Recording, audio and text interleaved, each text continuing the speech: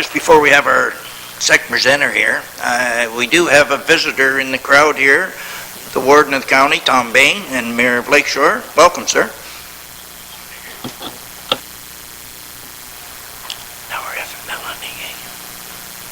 Okay, Melanie, we're all set for you, Mrs. Calder. Thank you very much.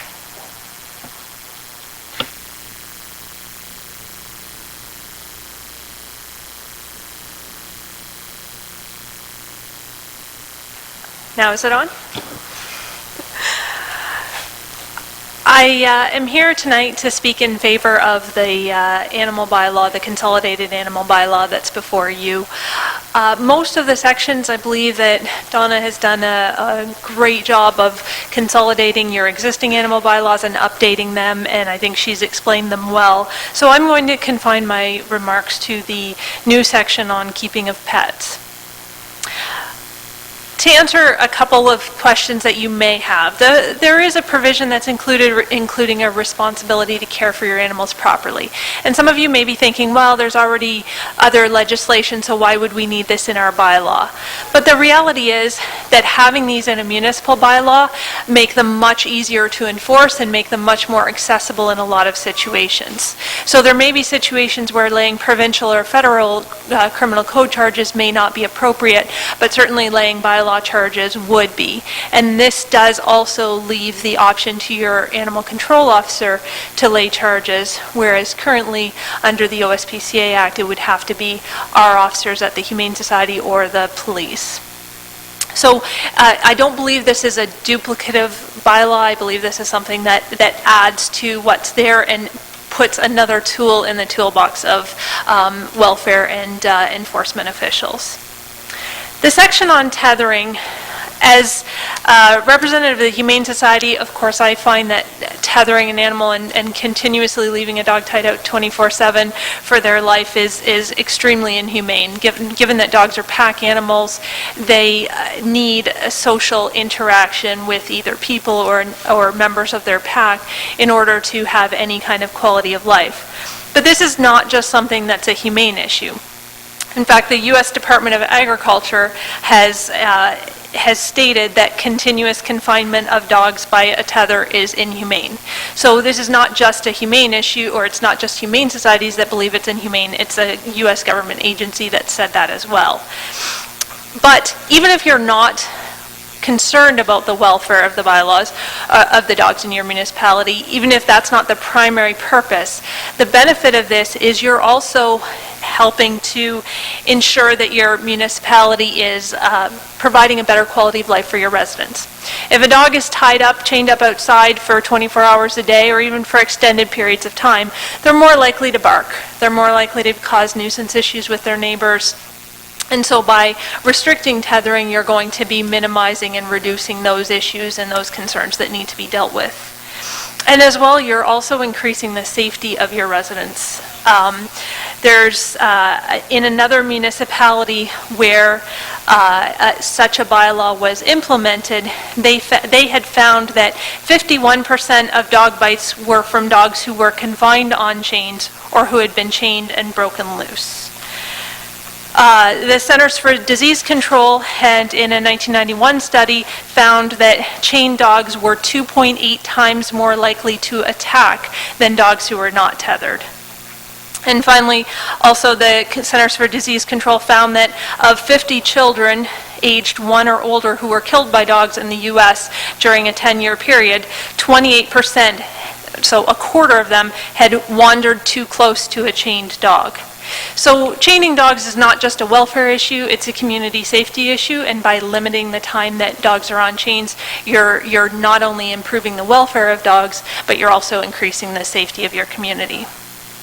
And finally, on the provisions regarding animals in vehicles, I applaud the consideration of including a restriction on having a dog loose in the back of a pickup truck.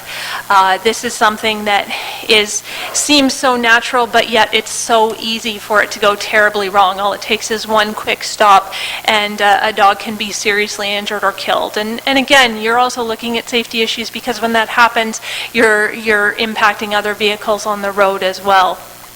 And you may think that this is more of a rural community, and so it's not, this is something that you'd prohibit in an urban area, but I just would like to point out that there are a number of municipalities that have passed similar bylaws, including the city of Calgary, which I think if anyone can picture people in pickup trucks with a dog in their back of their pickup truck, Calgary might be a first place that comes to mind, and they have prohibited riding with a dog loose in the back of a pickup truck. And as well, finally, the provisions regarding animals in hot cars. This is something that there's been increasing public awareness about, and about the need to not leave animals in hot vehicles, but it's also something that continues to happen. And by having this as a tool, again, in your officer's toolbox, this means that your animal control officers would have the ability to deal with it.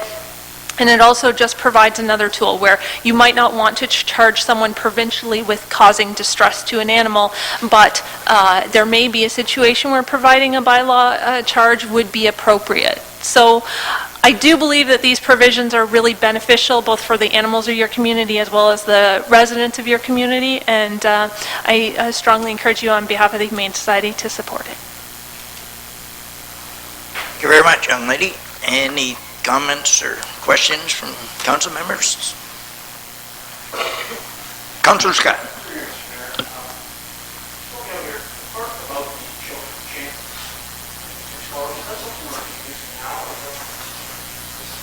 Already. Oh, excuse me. The violation with the choke collars, I see that as in our list of fines in our bylaw. Is that something we're introducing now? Has that existed? Through you, Your Worship, that is new. That is in the new bylaw. Okay. Yeah, it goes along with the whole tethering. Okay. So my question about that is, and I might have missed it, is there a definition of what constitutes a choke collar specifically? And can someone direct me to that for a minute?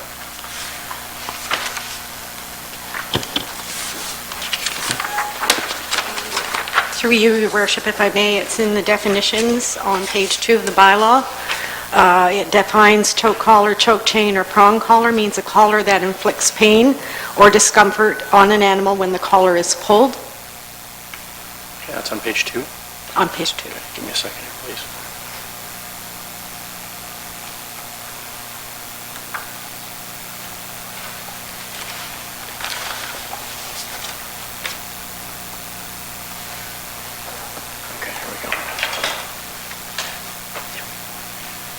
So my question and definition of that, does that include what is commonly referred to as a training collar, which is a loop mechanism, like a P shape, where the ring pulls through or pulls pressure on the dog's neck, not in one direction, but all around the dog's neck, as it's used in training in dog schools and hunting training and that.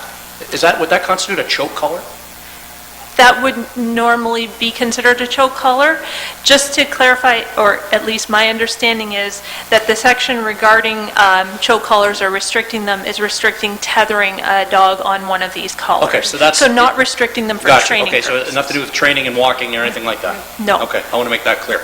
Okay, thank you, that clears that up. Thanks, I didn't know that.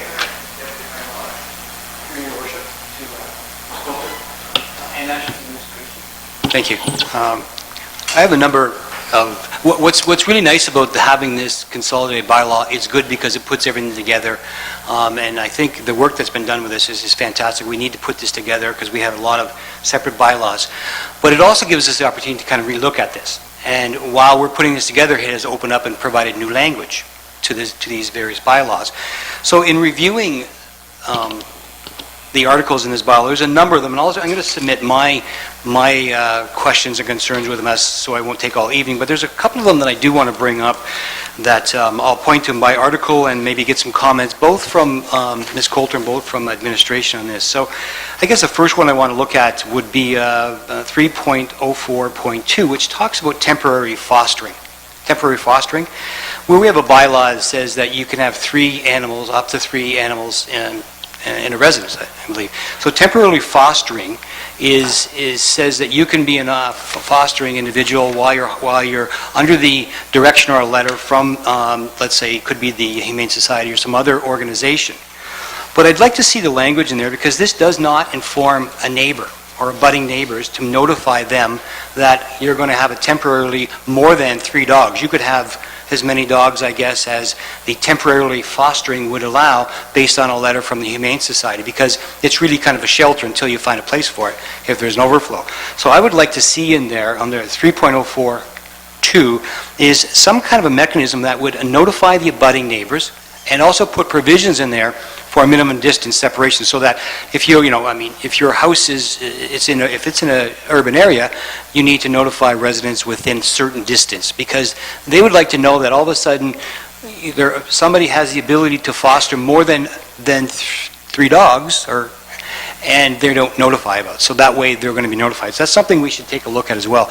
Also, the amount of frequency. There's nothing there that says how often you can foster. Is there going to be how many times a year you can do this? Because what we're really saying here is we've opened up a mechanism for some people who want to be, animal friendly, which is great, and it's a separate to foster, but we're not putting any measures to inform the neighbors and to how many times a year you can do that. So I will submit these, by the way. I just want to bring up some of these comments. The other comment that I have is 4.04, which talks about threatened. It's Article F in there about vicious dogs, and it says threatened or created the reasonable apprehension of threat to a person. This language, in my mind, can be used by one who is the slightest bit afraid of an animal. I mean, I have a neighbor who definitely even smells a dog within a mile and is frightened. So the language of slightest bit, the language of being reasonably apprehensive, these mechanisms, these things could be used, if the language isn't tight enough, could be used on neighbor-neighbor disputes. A neighbor who doesn't like somebody else says, oh, geez, I'm afraid to death of that dog, and if this is taken into consideration as a vicious animal, it could be on its way. So I think that needs to be clearly understood a little bit better when you say, reasonably apprehensive. That means a lot. That could be anything anybody is afraid of. 4.01.1 talks about empowering our animal control officer to declare vicious dogs. I believe, and correct me if I'm wrong, an RFP to select a new animal control officer was done on price. It was on a cost factor, and maybe I'm wrong. I'm going to get some clarity. Was there some certifications that come along with that? Now, Donna, through you, Yes. Your Worship. Through you, Your Worship. The animal control officer, the fact that they can do this has been there since our former one. And there was questions and wording in the RFP around that and their capability of doing that. And in fact, Cheryl Bondi and myself had extensive conversation too with them on the whole vicious dog and whether they felt comfortable with that. And because they also have obedience school, know a lot about dogs, that they felt very comfortable So with that means they have a certification towards this, right? There's not a certification per se, no. The former one did not either. Okay. So maybe that's something, because we're asking somebody we hired, contracted, we selected them on price, maybe the other one, but we don't have to have certification, but we're saying in this bylaw that this animal control officer can declare a dog vicious based on some certain criteria. So I guess there would be some training behind that. Through Your Worship, it's not really certification or training that they require. It comes through a complaint process. Yep. And once a complaint is in, unless the people that are being complained about appeal the matter, they will go ahead with the muzzling. Okay. So there's no determination there, I guess that's what I'm trying to say, on behalf of the animal control officer. It's strictly by complaint. Yeah, and again, I think it's good that we're consolidating this. It's just bringing up some points that I've noticed that we need to look at the language. So I will submit these. The last two I'm going to real quickly, and it does speak to Ms. Coulter and talking about, we do have most municipalities out here have an urban-rural mix. I'm wondering how much of this have we consulted with our hunting group and with our farming group in terms of the practices used for some of their animals. First of all, the one is 5.02, which is really more so talks about feces removal. Well, we all know that we definitely want that for sure to be removed out of our residence. But when we're talking an owner's property, it doesn't delineate between a residential property or agricultural property. and it says that it has to remove the feces. Well, if you have a large agricultural property, you have a number of animals, or 3 at least, I guess, and how do we police this stuff? And I mean, or do we have a different regulation relative to agriculture and residential? And then the last one is 7.04, which you spoke about, Ms. Coulter, was about with regards to the practice of dogs being in a cabbed area. They have to be there, or fines of $200.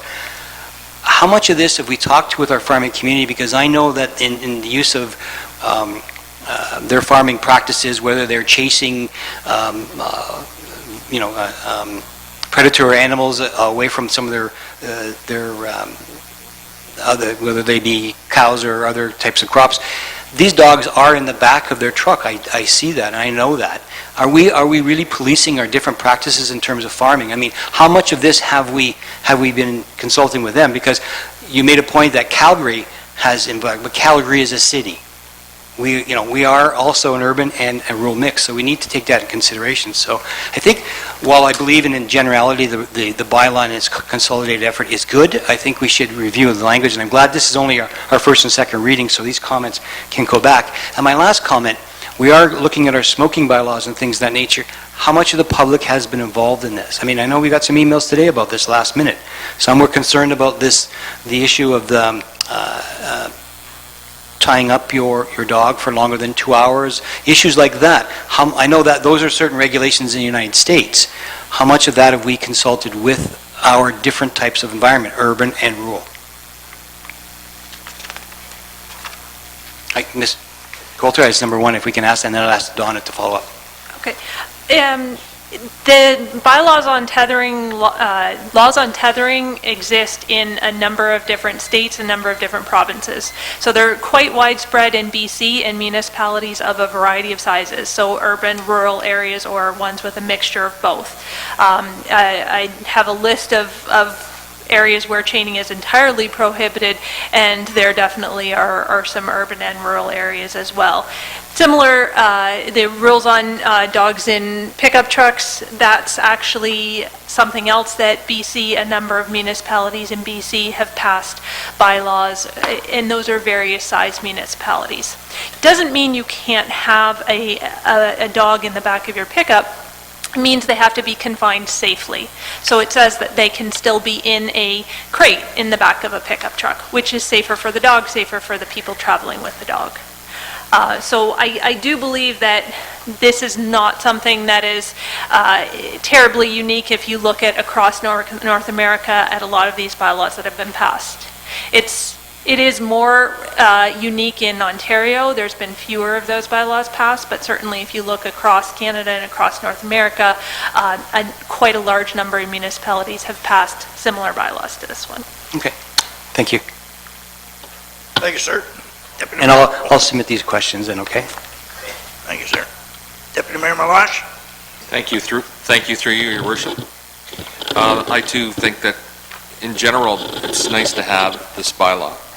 But again, similar to what Bill was saying, was that there's not been consideration given to the farming community in this bylaw, particularly the tethering. There's a lot of farmers who have dogs to guard their yards.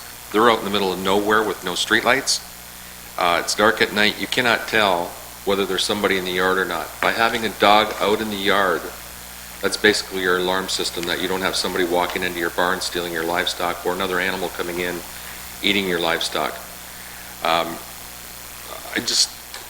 The 2-hour tethering is just not going to work in the farming community. I can tell you right now.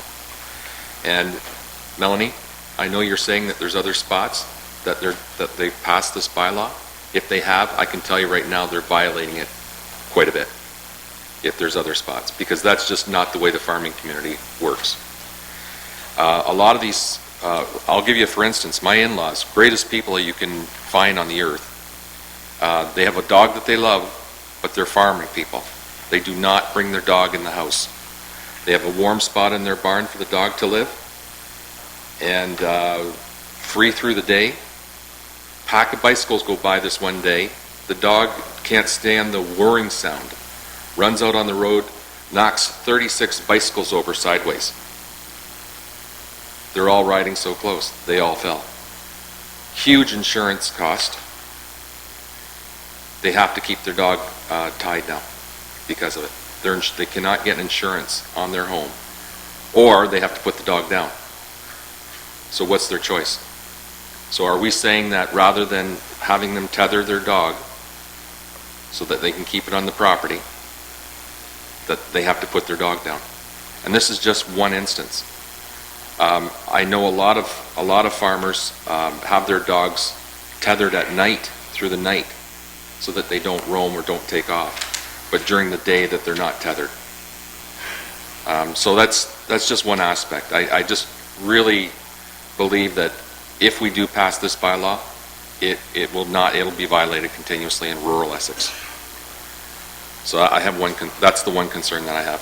The other question that I have, and I don't know if it's a concern unless, depending on how this is answered, are we saying that pronged collars and choke chains cannot be used, period? Or are we just saying if they're tethered during the 2 hours that they're tethered on their own,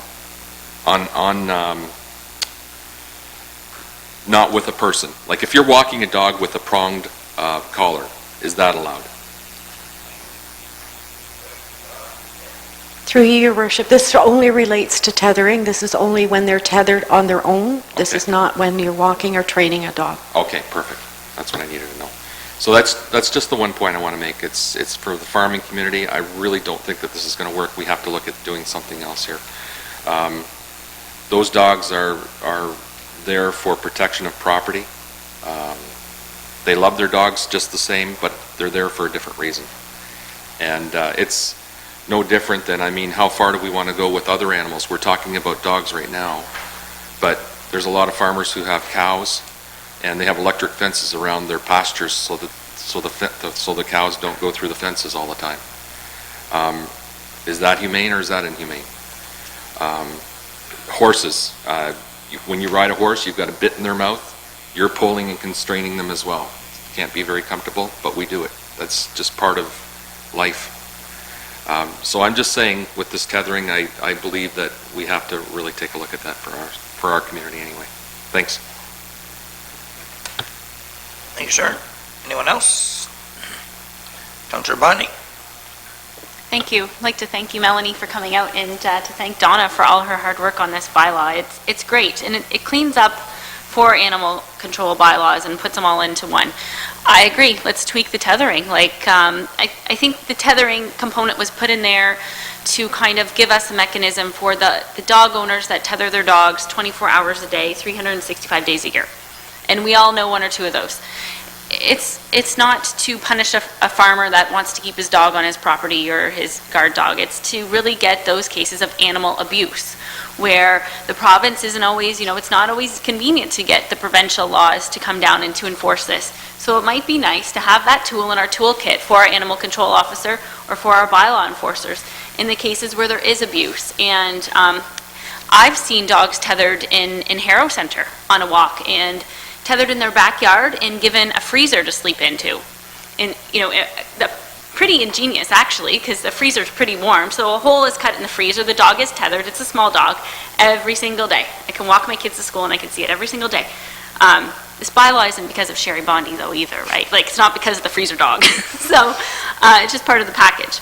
But it's a start, and it's cleaning up a lot of existing bylaws that we have. It defines the language when a dog tag expires. Halfway through the year, how can you get a dog tag? Those are the things that we needed. And I think administration was throwing it all up there to see what would stick and what wouldn't, what needs to come back, what needs to be debated, what needs brought up in front of the public, and we're off to a good start already. So I'm happy with debating it some more and going back for some public consultation, and I'm just glad that we have a nice bylaw in front of us that we can tweak according to our residents' needs. So, thank you. Anything further?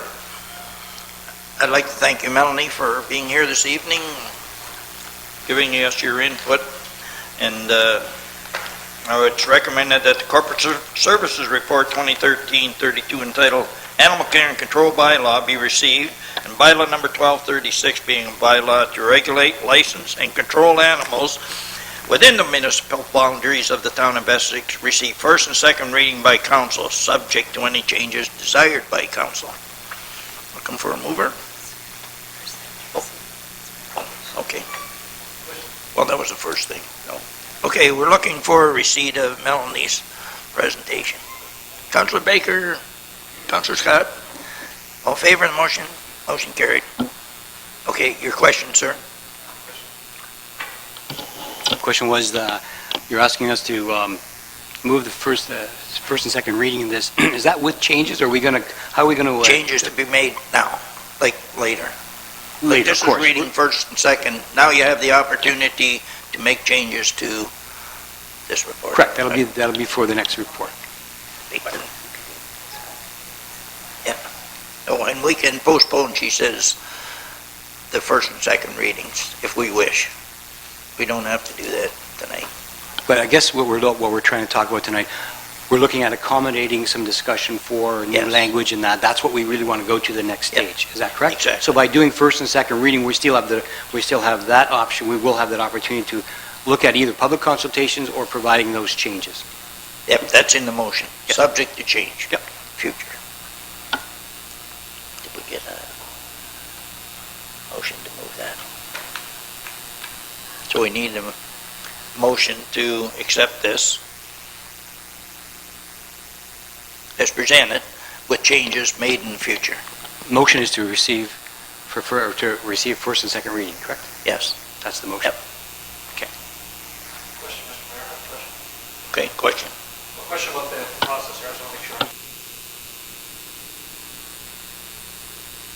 Mr. Mayor, when it comes back to us, is that the third reading, or is that the first reading of a new bylaw? It would be the third reading with the changes. With the made. changes that we, okay. Yes. So when we see it, whenever, that'll be the only time we see it prior to that? Okay.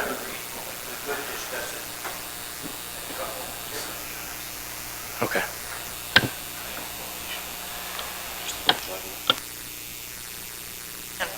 Sorry. Just in reply to, through you, Mr. Chair, certainly the third reading at that point in time, when it comes back, it should be with amendments. If it's not satisfactory to council at that time, though, you do not have to pass it at that time. Further amendments could be made. It just stays at the second reading until such time that you're satisfied, and then you finally move it, and then it becomes a law.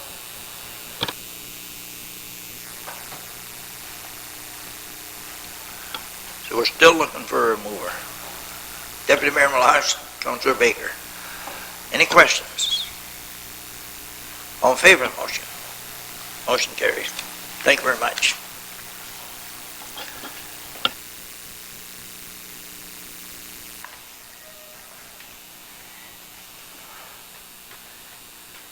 Councilor Baker just getting set up there.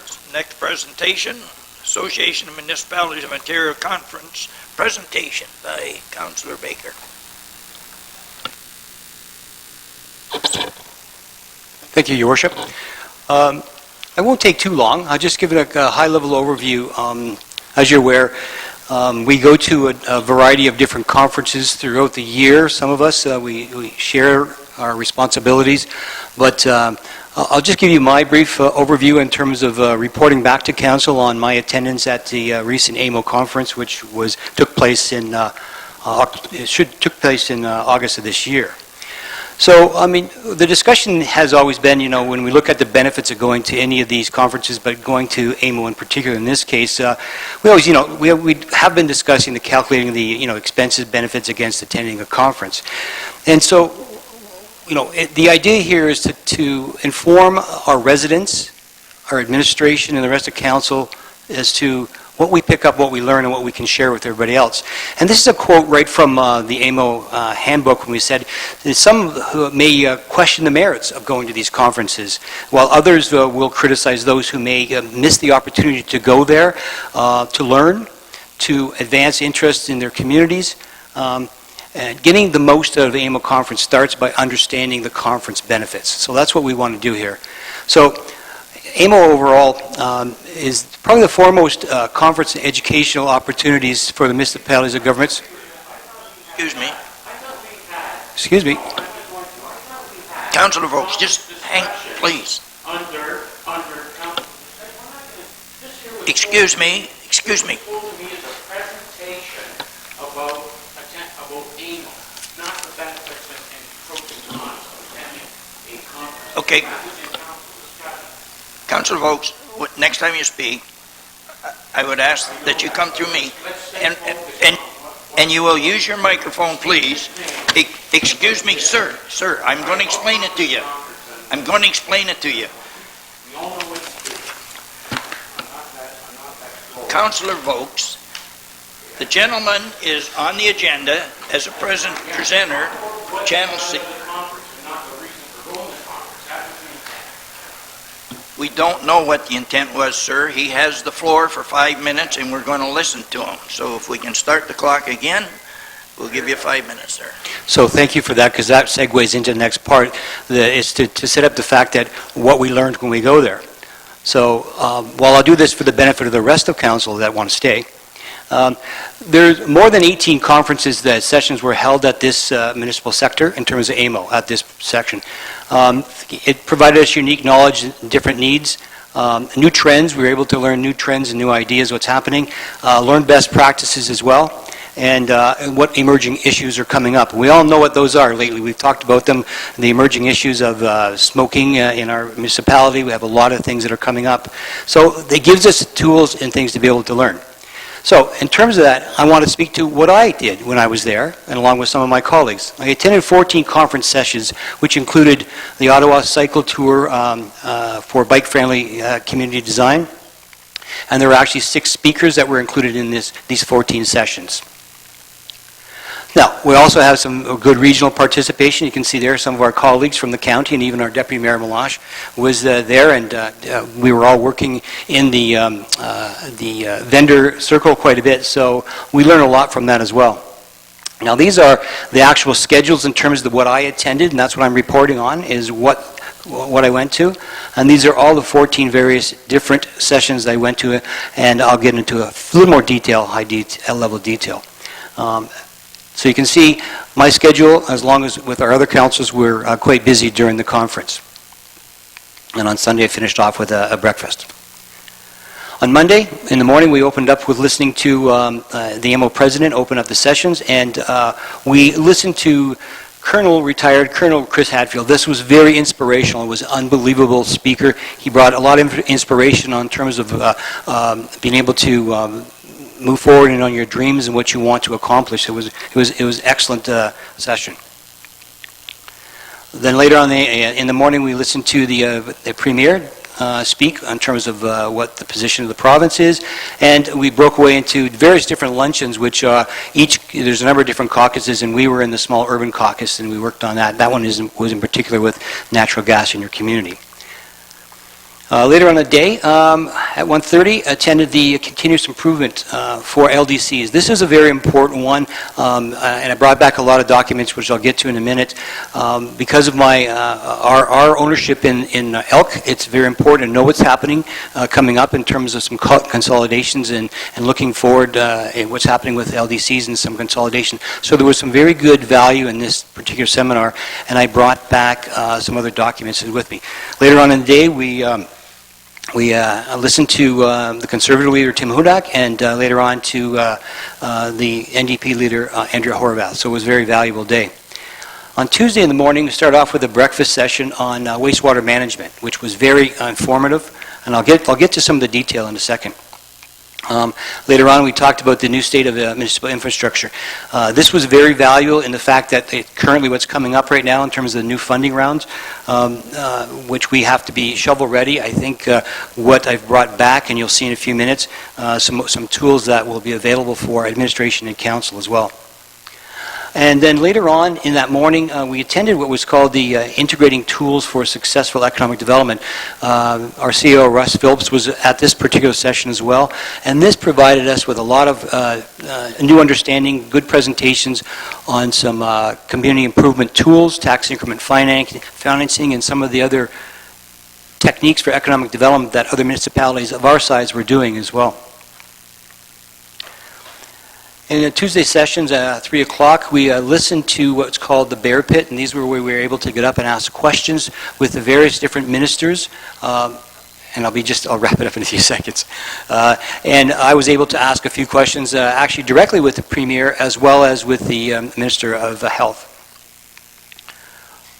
On Wednesday, this was interesting too. We finished off in the morning with a seminar at the breakfast meeting with the challenges of plastics and whatnot, and it was very apropos. This provided two sides of balance. This was put on by the Canadian plastic industry, talking about user responsibilities, some of the programs they're doing to help recycle and minimize use. But what's really interesting is if you read it in the paper this weekend, there was a different side of the article, or the issue was talking about totally doing away with plastic. So what this does for us is the fact that learning what's happening on the industry side, what's happening on the user side, we're able to balance some of our thoughts. So I brought back all this information, and the next part here is what I want to show you. Now, it's hard to see, but what I've put together is each of these, I have the complete files. Each one of these files have several of the PowerPoint presentations in them, and I'll provide this to Donna, so there's a library. So we have all these presentations for every single one of the sessions that we attended.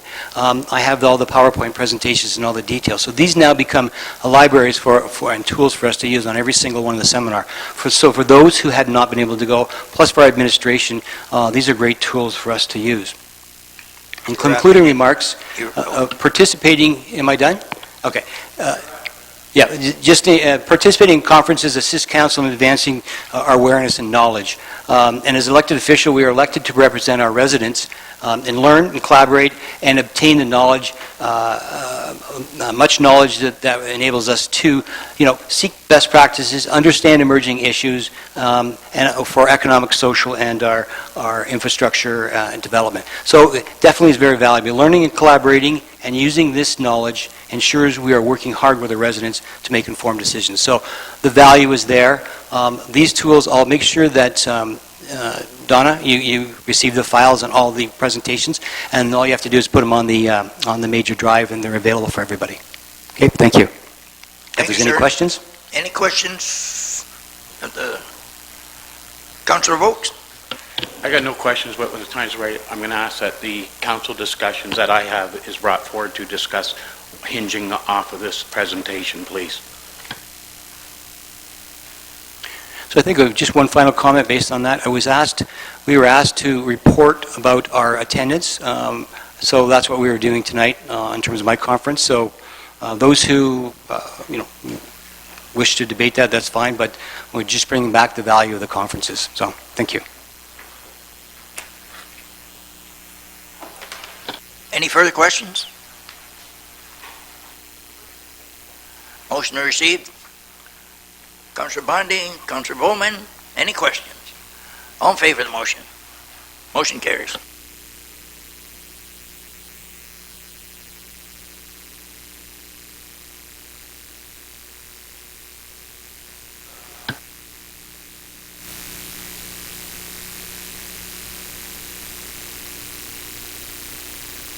Okay, number 8, Chief Administrative Officer Report number 2013-009, update number 2 on insurance claim 4947 Talbot Street North. The recommendation is, it is recommended that council receive the enclosed report, which is correspondence from the Cooperative General Insurance Company, final proof of loss at 47 Talbot Street North. Councilor Vokes. Excuse me, Your Worship. At the conclusion of the last presentation, I'm on council discussions to talk about the cost associated with attending conferences. And I asked that those council discussions be moved up, and we, for some reason, went right on by that. So if council doesn't want to move it up, I'll appreciate that. But I would really like to have it moved up to discuss now, since we're discussing the values of conferences. Oh, I just thought you wanted it to be discussed during your presentation. Okay, we'll need a motion to that effect. Okay, motion by Councillor Vokes that we move up number, which one is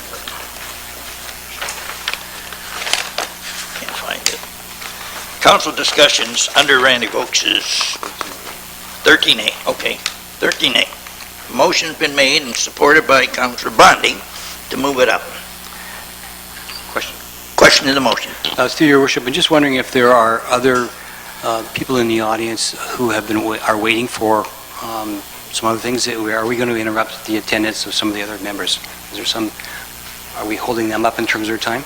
I'm not sure, but I'm just trying to look and find out what that is. Are there other reports and other correspondence?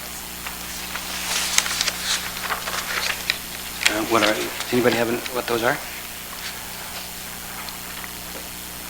Deputy Mayor Malash. Yes, I'd like to move report, it's item F, Planning Report 2013-27. We have some people in the audience that are waiting to hear the results. But we have a motion on the floor right now, sir. Okay. So we can't do that.